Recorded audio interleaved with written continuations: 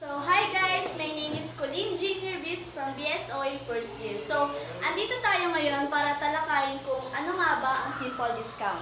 So, ano nga ba ang simple discount? Ang simple discount for the phrase itself is to discount, is to compute for the present value of P of a given amount of F. So, ito yung formula niya. I is equals to F minus P. So, I is called the interest advance. In cases na yung interest babayaran mo in advance, ibig sabihin kung hihiram ako ng pera, pero ikakaltas niya na yung interest ko doon sa hiniram kong pera. So, ang mangyayari nun, hindi na buo yung matatanggap kong pera. So, yung interest nun is called simple discount.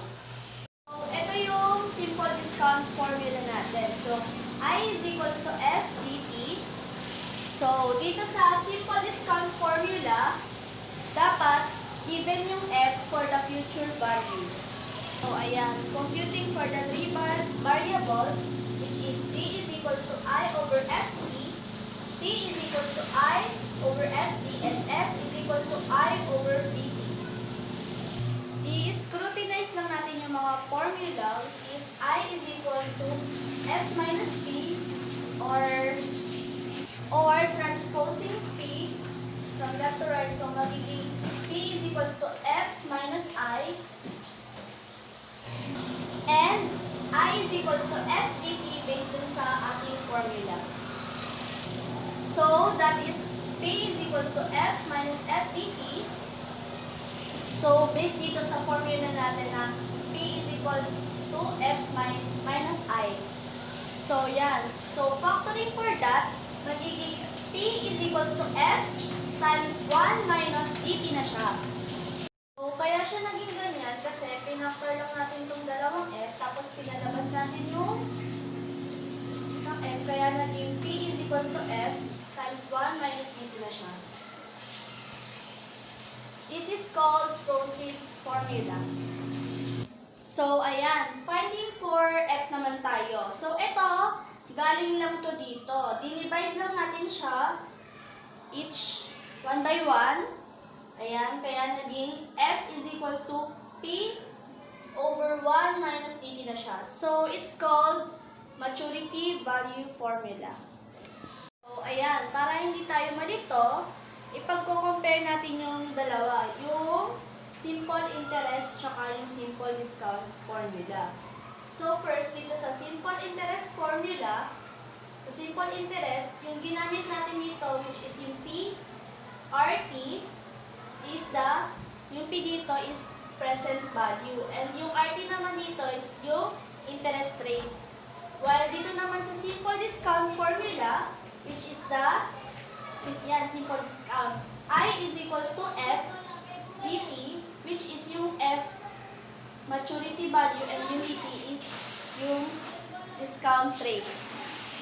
So, dito naman sa simple interest formulas ng principal, which is P is equals to F over 1 plus RT.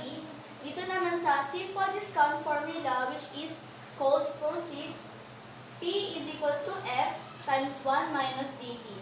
Dito naman sa simple interest formulas, which is amount, F is equals to P times 1 plus RT. At dito naman sa simple discount formula, which is called maturity value, F is equals to P over 1 minus dt.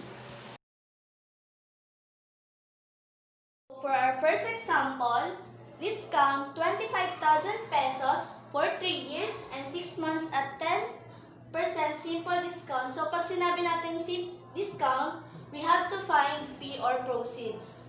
So, for our given, F is equals to 25,000 pesos, and for our D, 10%, or i-convert natin siya as 0.10, and T is equals to 3.5 years. So, ang gagamitin nating formula is P is equals to F times 1 minus dt.